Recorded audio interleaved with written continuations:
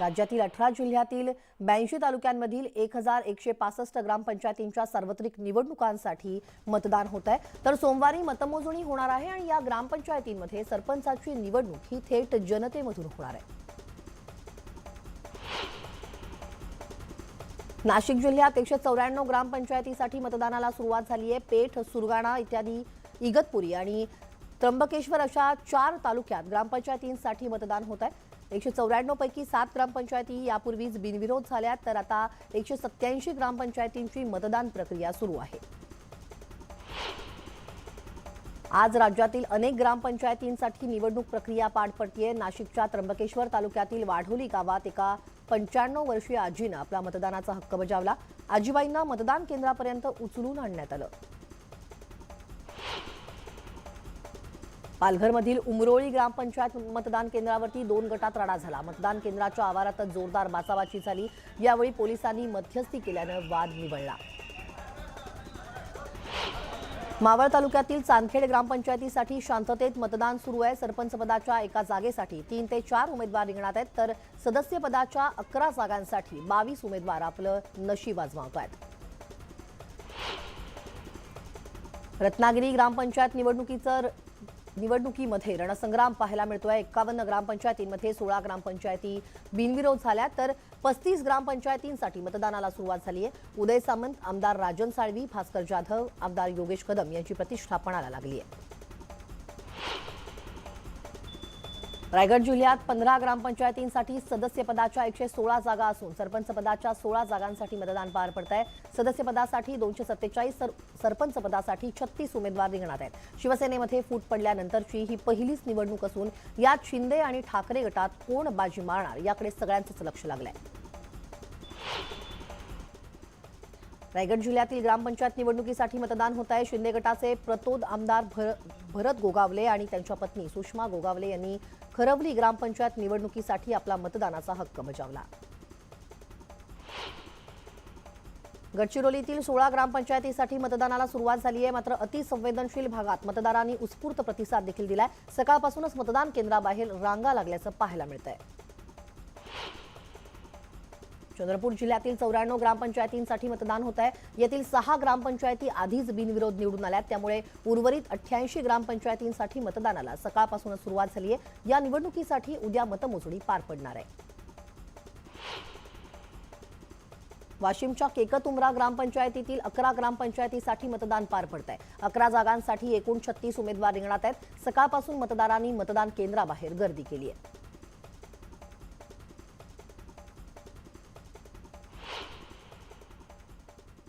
आणि कोल्हापुरातून ही थेट बातमी। कोल्हापूरमधील मॅरेथॉन संयोजकाची आत्महत्या। मॅरेथॉन संयोजकानं आत्महत्या केल्याची बातमी हाती येते। 3000 खेळाडूंकडून पैसे घेतल्याचा आरोप या संयोजकावरती होता आणि मॅरेथॉनच्या नावाखाली हे खेळाडूंकडून पैसे घेतल्याचं खेळाडूंनी सांगितलं होतं। प्रत्यक्षात मात्र स्पर्धाच नसल्यानं हे खेळाडू संतप्त झाले। कोल्हापूरमध्ये मॅरेथॉन स्पर्धेच्या नावाखाली एका कंपनीनं क्रीडापटूंची फसवणूक केलेली आहे। सुमारे 3000 खेळाडूंनी या स्पर्धेसाठी नोंदणी केली होती। हे सर्व खेळाडू कोल्हापूरमध्ये दाखल होतात अशी कोणतीही स्पर्धा नसल्याचं समोर आलंय। दिल्ली, राजस्थान, आसाम, हरियाणा या राज्यातून खेळाडू कोल्हापुरात आलेत। सुमारे 30 ते 40 लाख रुपयांची फसवणूक झाल्याचं उघड झालेलं आहे। या घडीची आत्ताची सर्वात मोठी बातमी आपण पाहतोय। मॅरेथॉनच्या नावाखाली या संयोजकानं पैसे घेतले होते आणि या संयोजकानं आत्महत्या केल्याचं समोर येत आहे। खेळाडूंकडून पैसे घेण्यात आले होते आणि प्रत्यक्षात स्पर्धाच नव्हती। खेळाडू जेव्हा कोल्हापुरात आले त्यावेळेला खेळाडूंना कळलं की अशा कुठल्याच प्रकारची स्पर्धा या ठिकाणी होत नाहीये। 3000 खेळाडूंकडून पैसे घेण्यात आले होते।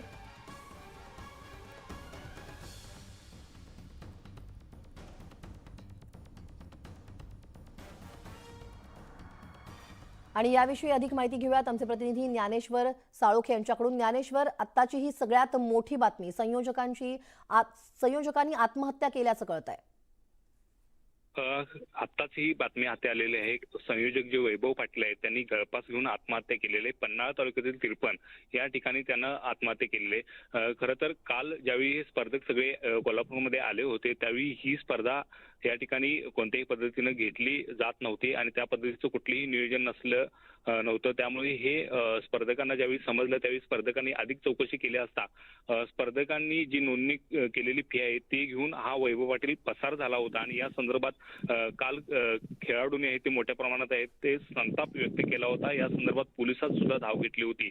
त्यावेळी वैभव पाटील याच्या पत्नीला सुद्धा पोलिसांनी ताब्यात घेऊन त्याच्याकडे चौकशी केली होती. मात्र वैभव हा पसार झाल्यामुळे त्याचा ठाव ठिकाणा लागत नव्हता. मात्र आज सकाळी तिरपण या ठिकाणी एका झाडाला गळफास लावलेल्या अवस्थेत त्याचा मृतदेह आढळून आला. त्यावेळी नागरिकांनी पोलिसांना या संदर्भात माहिती दिल्यानंतर हा सगळा प्रकार आहे ते उघडकीला आले. सध्या घटनास्थळी पन्हाळा पोलीस आहेत ते दाखल झालेले आहेत आणि एकूणच या संदर्भातली माहिती आहे किंवा चौकशी आहे ते करताना पाहायला मिळतात. मात्र एकूणच 30 ते 40 लाखाला गंडा आहे ते सगळ्या खेळाडूंना वैभव पाटील यांनी घातला होता आणि संतप्त झाल्यानंतर किंवा मानहानी झाल्यानंतर कुठेतरी त्यांनी ही आत्महत्या केली का हा आता तपास आहे ते पोलीस करताना पाहायला मिळतात. मात्र ही धक्कादायक बातमी आहे की वैभव पाटील याचा मृतदेह आहे ते झाडाला गळफास लावलेल्या अवस्थेत सध्या पोलिसांना आढळून आले आणि या प्रकरणात आता पोलीस अधिक तपास करत आहेत.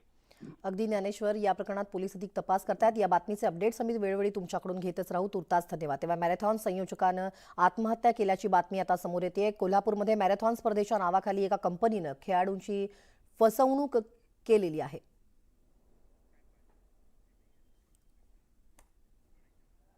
आणि आता वळूयात उर्वरित बातम्या पाहूयात वेगवान स्वरूपात. राज्याचे मुख्यमंत्री एकनाथ शिंदे आणि उपमुख्यमंत्री देवेंद्र फडणवीस आज ठाण्यात आहेत. ठाण्यात मुख्यमंत्री आणि उपमुख्यमंत्र्यांचा भव्य सत्कार सोहळा पार पडणार आहे. ठाण्यातील हायलँड ढुकाळी मैदानात हा सत्कार सोहळा आयोजित करण्यात आला असून यानिमित्त रिक्षा रॅलीचं आयोजन करण्यात आलंय. पावसानं नेहमीच शरद पवारांना साथ दिली आहे आणि मला देखील साथ दिली असं वक्तव्य अजित पवारांनी बारामतीत केलंय. त्यानंतर उपस्थितांमध्ये एकच हशा पिकला होता. उस्मानाबादमध्ये शेतकऱ्यांना 2020 सालच्या पीक विम्याचे पैसे 2 वर्ष लोटली तरी मिळालेले नाहीयेत. हे प्रकरण कोर्टात गेल्यानंतर सुप्रीम कोर्टानं 3 आठवड्यात शेतकऱ्यांना पैसे देण्याचे आदेश विमा कंपनीला देण्यात आले. तर शेतकऱ्यांच्या खात्यात पैसे येण्या अगोदरच ओमराजे निंबाळकर आणि राणा पाटील यांच्यात श्रेयवादाची लढाई रंगलेली आहे.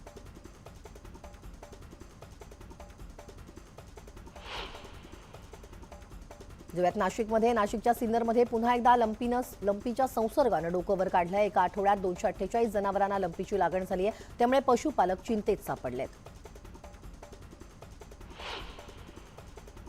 बीड, लातूर, उस्मानाबाद या 3 जिल्ह्याला पाणीपुरवठा करणारं मांजरा धरण 100% भरलंय. यंदाच्या पावसाळ्यात पहिल्यांदाच धरणाचे 3 दरवाजे उघडण्यात आलेत. धरणातून पाण्याचा विसर्ग सुरू असल्यानं नदीकाठच्या गावांना सतर्कतेचा इशारा देण्यात आलाय. यवतमाळमध्ये अतिवृष्टीमुळे कापसाचं पीक धोक्यात आलंय. पावसामुळे कापसावरती गुलाबी बोंड अळीनं आक्रमण केलं असून बोंड चढायला सुरुवात झाली आहे. त्यामुळे शेतकऱ्यांवरील संकट अधिक गडद झालंय. उस्मानाबादच्या परंडा तालुक्यातील शेळगाव इथं पुलाची उंची वाढवण्याची मागणी ग्रामस्थांकडून होतीये. मुसळधार पाऊस झाल्यास पुलावर पाणी साचत असल्यानं वाहतुकीचा खोळंबा होतो. त्यामुळे प्रशासनानं याकडे लक्ष द्यावं अशी मागणी आता करण्यात आली आहे. दौंडमधून जाणाऱ्या शिरूर सातारा राष्ट्रीय महामार्गाची दुरावस्था झाली आहे. या रस्त्यावरती जागोजागी मोठमोठाले खड्डे पडलेत. खड्ड्यांमुळे महामार्गावरून प्रवास करताना प्रवाशांना जीव मुठीत धरून प्रवास करावा लागतोय. धुळे जिल्ह्यात रस्त्यांची दुर्दशा झाली असून नागरिकांना अडचणींचा सामना करावा लागतोय. देवपूर परिसरासह अनेक भागात रस्त्यांवरती मोठमोठे खड्डे पडलेत. त्यामुळे वाहन चालवणंही कठीण होऊन बसलंय. विधान परिषदेचे विरोधी पक्षनेते अंबादास दानवेंनी धुळ्यातील अतिदुर्गम भागातील हिंगोणीपाडा या आदिवासी गावाला भेट दिली आहे. आदिवासी बांधवांशी संवाद साधत दानवेंनी त्यांच्या समस्या जाणून घेतल्यात.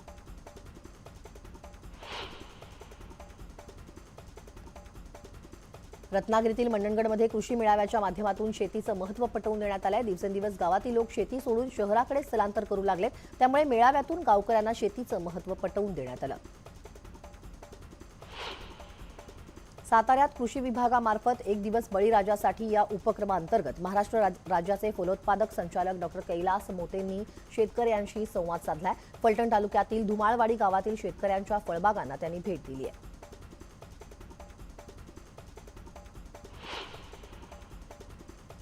जाऊयात नाशिकमधून एक ब्रेकिंग न्यूज हाती येते. नाशिकच्या तपोवन परिसरात अज्ञातांकडून दहशत माजवण्याचा प्रयत्न केला गेलाय. तपोवन परिसरात असलेल्या एका गॅरेजमधील 7 ते 8 गाड्यांची तोडफोड करण्यात आली आहे. तोडफोड करण्याची घटना सीसीटीव्हीत कैद झाली आहे.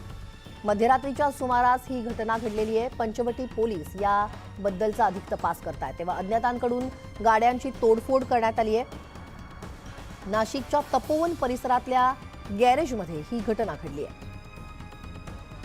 अज्ञातांकडून गाड्यांची तोडफोड करण्यात आली आहे. पंचवटी पोलीस याबद्दलचा अधिक तपास करतायत. नाशिकमधली आताची ही घटना, याविषयी अधिक माहिती घेऊयात आमचे प्रतिनिधी लक्ष्मण घाटोळ यांच्याकडून. लक्ष्मण, गाड्यांची तोडफोड करण्यात आल्याची माहिती मिळते. घटना तर सीसीटीव्हीत कैद झाली आहे. काय अपडेट?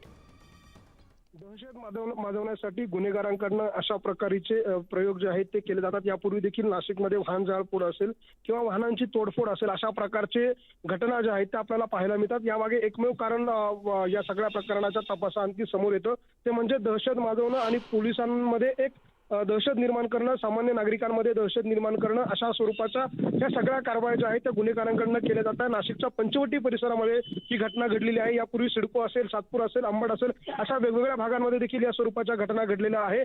काल रात्री देखील 1:30-2 वाजेच्या सुमारास 4 ते 5 चारचाकी वाहने आणि 2 ट्रक जे आहेत ते एका गॅरेजमध्ये उभे होते आणि परिसरामध्ये असलेल्या वाहनांवरती काही अज्ञात टोळक्यानं जो आहे तो हल्ला केलेला आहे आणि त्यांच्या काचा फोडलेला आहे. वाहनांचं नुकसान मोठ्या प्रमाणात केलेलं आहे. या सगळ्या प्रकरणी पंचवटी पोलीस ठाण्यामध्ये गुन्हा दाखल करण्यात आलेला आहे आणि समाजकंटकांचा शोध जो आहे तो घेतला जातो. मात्र या सगळ्या प्रकारानंतर एक बाब समोर येते की नाशिक पोलिसांची या सगळ्या शहरामध्ये कायदा आणि सुव्यवस्था अबाधित आहे का, असा प्रश्न या सगळ्या निमित्ताने उपस्थित केला जातोय. धन्यवाद लक्ष्मण, तुम्ही दिलेल्या सविस्तर माहितीसाठी. तेव्हा तोडफोडीची जी घटना आहे ती सीसीटीव्हीत कैद झाली आहे. अज्ञातांकडून गाड्यांची तोडफोड करण्यात आली आहे. ब्रेकनंतर स्पीड न्यूज या बुलेटिनमध्ये तुमचं पुन्हा एकदा स्वागत. बातम्या पाहूयात वेगवान स्वरूपात. औरंगाबादच्या कन्नडमधील औराळा इथं आर्थिक सक्षमीकरण मोहिमेअंतर्गत कार्यक्रम आयोजित करण्यात आला होता. यावेळी केंद्रीय राज्यमंत्री डॉक्टर भागवत कराडांची बैलगाडीतून मिरवणूक काढण्यात आली. मराठवाडा मुक्तीसंग्रामाचे अमृत महोत्सवी वर्ष साजरं करण्यासाठी मंत्रिमंडळाची उपसमिती गठीत करण्यात आली आहे. उपसमितीत पालकमंत्री तानाजी सावंतांचा समावेश करण्यात आला आहे. कोरोना संकटानंतर तब्बल 2.5 वर्षांनंतर तुळजाभवानी मातेची सिंहासन पूजा सुरू करण्याचा निर्णय घेण्यात आलाय. 21 ऑक्टोबरपासून ही पूजा सुरू करण्यात येणार आहे. सकाळी 6 ते 10 या वेळेत आणि सायंकाळी 7 ते 9 या वेळेत रोज सिंहासन पूजा करण्यात येणार आहे. यासाठी ऑनलाईन नोंदणी करणं बंधनकारक असणार आहे. लोणावळ्यात चिक्कीच्या दुकानांसमोर गर्दी झाल्याचं पाहायला मिळालंय. दिवाळीत भेसळयुक्त मिठाई खवा मिळत असतो, त्यामुळे यंदा लोणावळाकरांचा चिक्की खरेदीकडे कल दिसून येतोय. देशात काय चाललंय पाहूया. केरळच्या पत्थनमिट्टा जिल्ह्यातील 2 महिलांच्या बळीच्या घटनेच्या तपासातून आणखी धक्कादायक माहिती समोर आली आहे. आरोपींनी फक्त 2 नाही तर अनेक नरबळी दिले जाण्याची शक्यता व्यक्त केली जाते. यातील सत्य बाहेर आणण्यासाठी एका आरोपीच्या मालकीची जमीन खोदण्याचा निर्णय एसआयटीनं घेतलाय. कर्नाटकमध्ये भीषण अपघातात 9 जणांचा मृत्यू झालाय. अरसीकेरे तालुक्यातील हसना इथं गांधीनगरजवळ टेम्पो ट्रॅव्हलर आणि दुधाच्या गाडीचा अपघात झाला. देवदर्शनावरून घराकडे परतत असताना भाविकांवर काळानं खाला घातलाय. अहमदाबाद विमानतळावरील एका सफाई कर्मचाऱ्याचं सध्या चांगलंच कौतुक होत आहे. चिराग परमार नावाच्या या सफाई कर्मचाऱ्याला वॉशरूमची सफाई करताना 1 किलो सोन्याचं बिस्किट सापडलं. त्यानं हे सोन्याचं बिस्किट उत्पादन शुल्क विभागाच्या अधिकाऱ्यानं दिलं.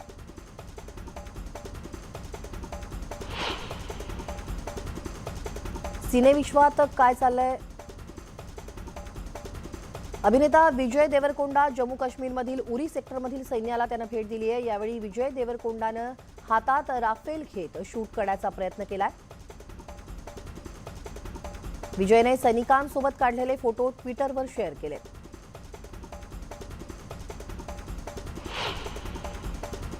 अभिनेत्री सोनम कपूर नुकतीच आई झाली आहे, त्यामुळे सोनम सिने इंडस्ट्रीपासून दूर राहून मुलगा वायूसोबत वेळ घालवताना दिसतेय. करवा चौथच्या दिवशी मुलगा वायूला फिडिंग करत मेकअप करत असल्याचा व्हिडिओ तिनं शेअर केलाय.